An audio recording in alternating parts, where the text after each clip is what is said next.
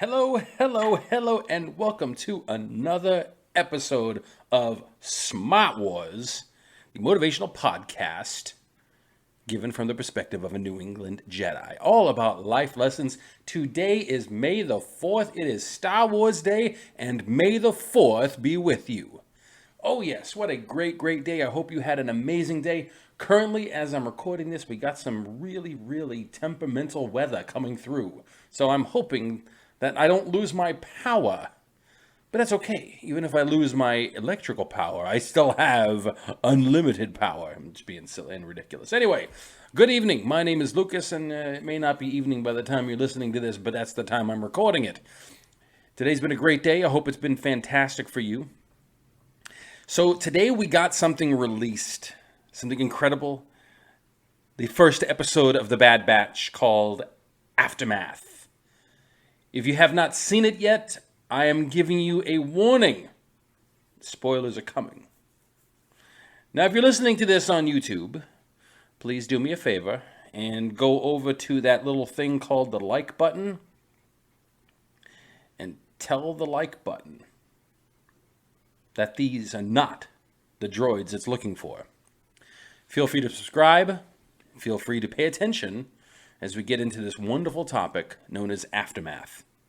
So we talk about Aftermath. Now, again, if you're new to this channel, understand that my podcast here is not the typical Star Wars podcast of let's break down the episode, let's nitpick every tiny little detail, figure out the storyline, figure out what the next episode's going to be about. That's all done. That's all done. You want that, go to other channels.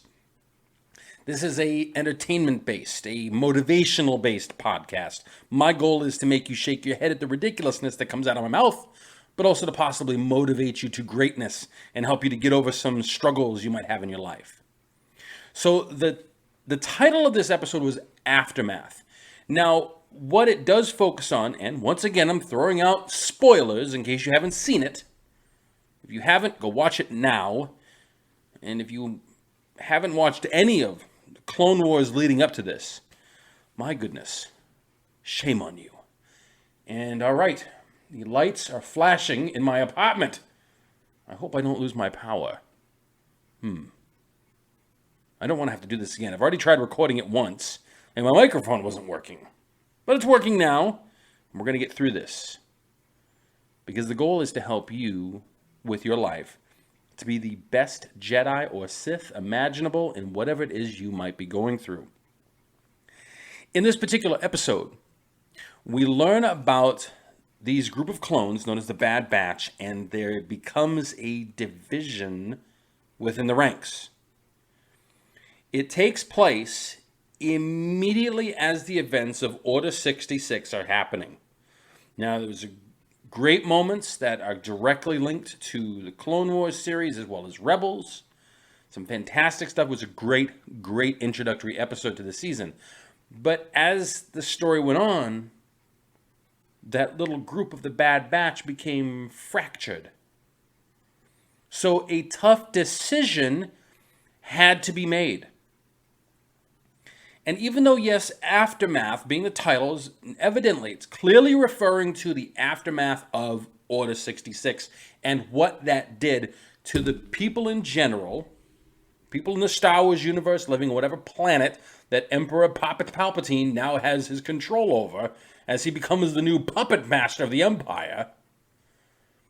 But also there's the aftermath of what people have to deal with. It's not just the results of now the Jedi being wiped out, but we're looking at a personal level.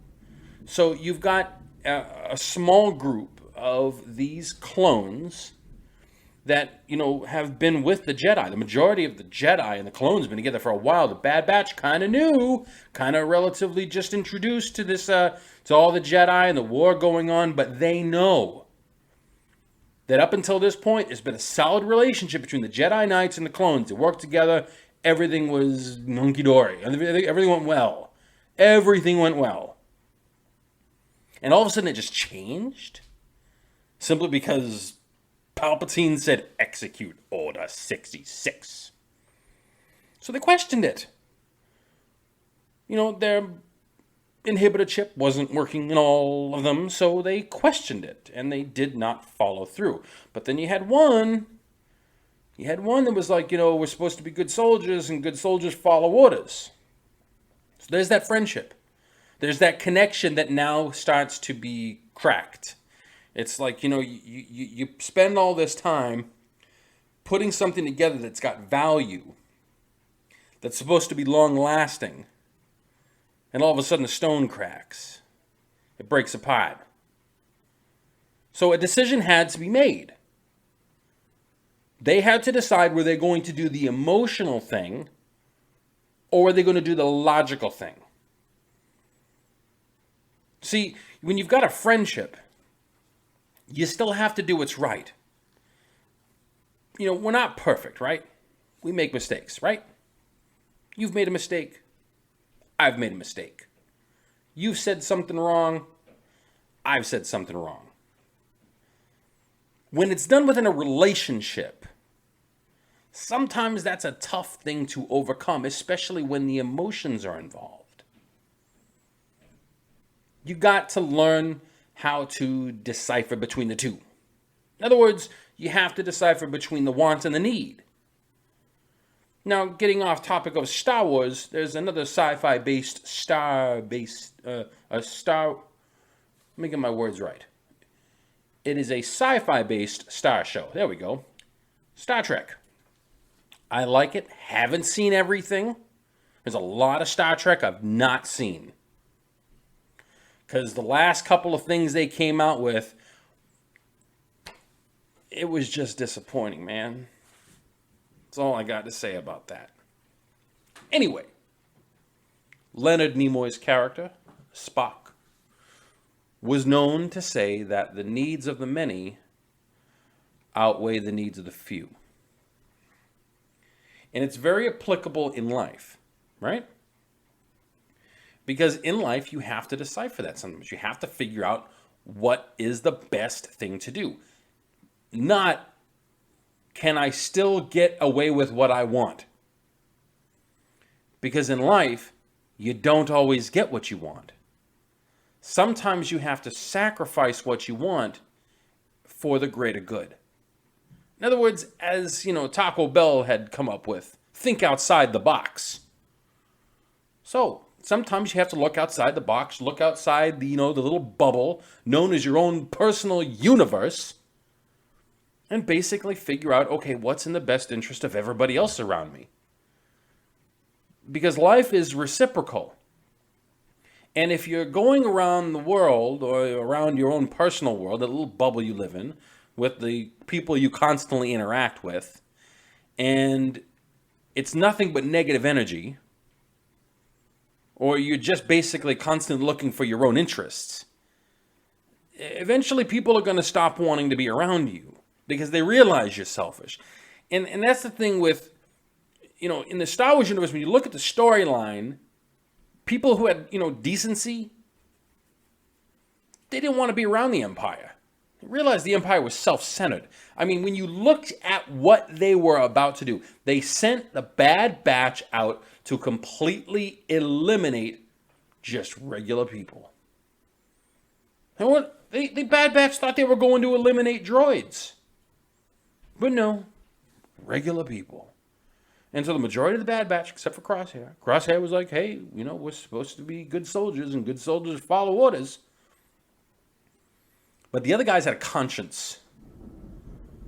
They had the ability to basically use logic instead of emotion.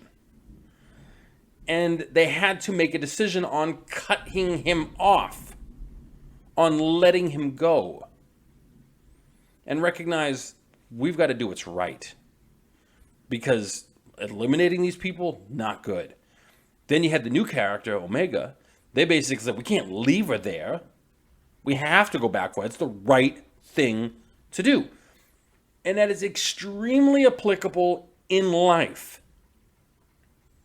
Because a lot of us have been confronted with situations where we can either act on emotion, act on our selfish desires and what we want, or we can make a decision and act on the greater good of other people. And give full recognition to the fact that, yes, Other people are alive. Other people exist in our life. What are we going to do to make their life just a little bit better? Can we enhance their life? Can we make them a little bit happier? Because guess what? You get more happiness when you make other people happy.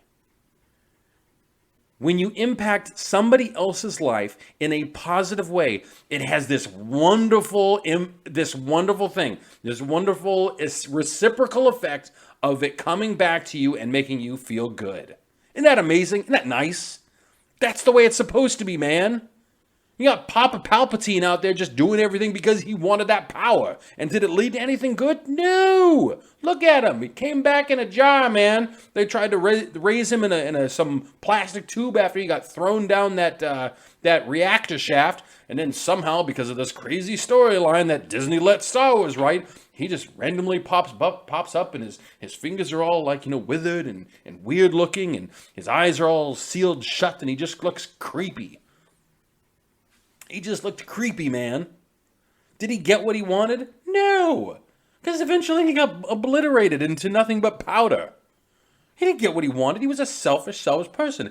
It was the same thing with Anakin. Anakin did nothing but focus on himself and what he wanted. And look what it led to. Look at all the pain he had to go through. It wasn't just the emotional pain of letting Padme, or what do they call her? Somebody called her Panda Bear. He had to let it go. He didn't. He just stuck with his emotions. He got all caught up in the dreams and visions he was having of her dying, which hadn't even happened. There's a possibility that she would still be alive in that storyline if he did not give in to his negative feelings. And it's what he did. He just gave into his feelings, gave into his thoughts. He's just like, oh, boo-hoo, boo-boo-boo. I'm going to cry and be a little booby-boo. And then just, that was it. His whole life collapsed. So that he not only messed up his life emotionally and mentally, but he messed it up physically because, he got in that fight with Obi-Wan. Obi-Wan had to trim the hedges. That's exactly what happened. They did the backflip. He's like, I've got the high ground. Well, you don't know my power. Then he just jumps up and Obi-Wan just trims the hedges. Then he's just basically a stump laying there on that charcoal-based shoreline of the lava planet Mustafar. Well, because he acted off of emotion. Because Yoda said it. Yoda told him. He told him, you've got all this fear in you. Fear leads to anger. Anger leads to hate. Hate leads to suffering. And what was the last thing that Anakin said to Obi-Wan before Anakin got transformed into Vader? He said, I hate you. That led to a lifetime of emotional, mental, and physical suffering. And Yoda said it to him at a young age. It really comes down to this, my friends. It comes down to the fact that we just gotta listen. When people give us logical information, when they come up to us and they say, look, if you act on your feelings, you're upset, you're angry, you're whatever, you're hungry, that combination of hungry and anger, hangry. If you give in to those feelings and you act completely off of those feelings, and then they just list out to you, this is what's going to happen. It's going to happen then. It's going to happen there. Then you're going to feel bad about it, and then you have to deal with the consequences because you acted off your emotions. The point is we have to listen. Sometimes it's, it's kind of an oxymoronic statement to say this, but, they say, listen to your gut. And our emotions are in our digestive system. That's a fact.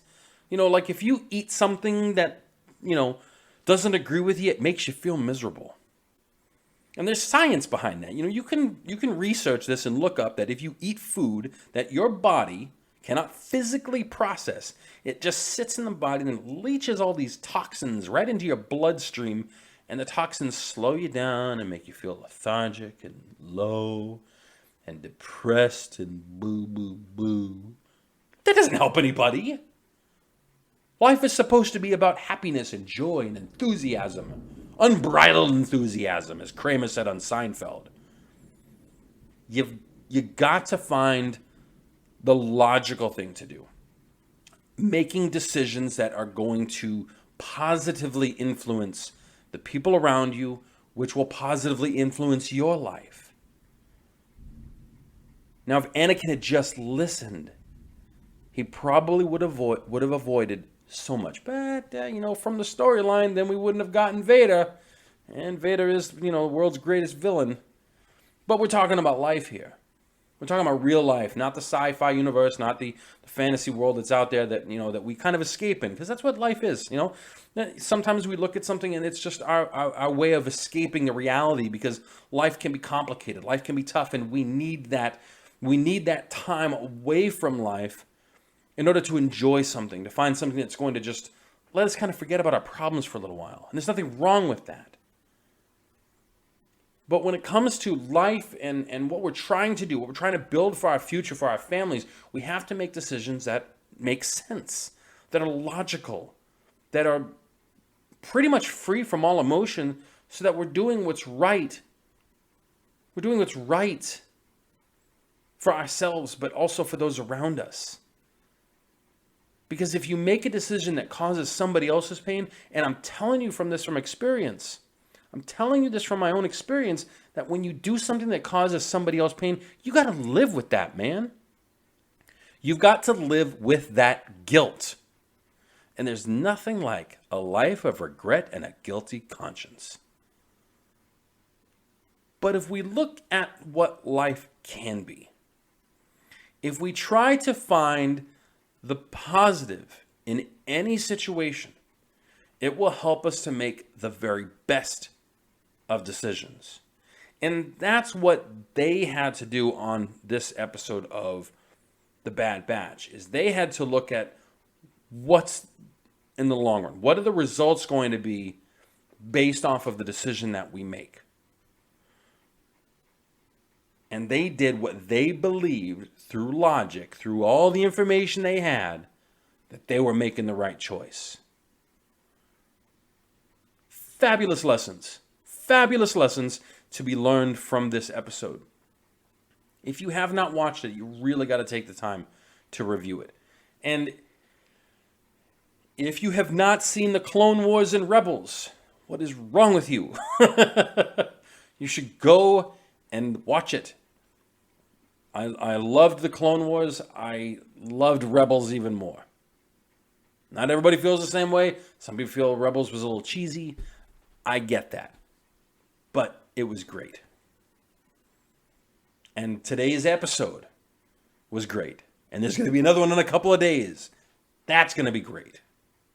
And your life can be absolutely amazingly great if you're constantly aware of what's best and what's going to make other people happy, and making decisions that will positively impact the lives of other people. Because the last thing you want to do, the last thing you want to be is a crispy body next to a flow of lava, a lava river. You don't want to be that crispy body. You don't want to be in anything near crispy, because that's what happened to Anakin, because he fed his emotions. All it was negative energy, negative this, negative that. And you know what? To be a Sith Lord, you got to be a whiny, complaining little brat.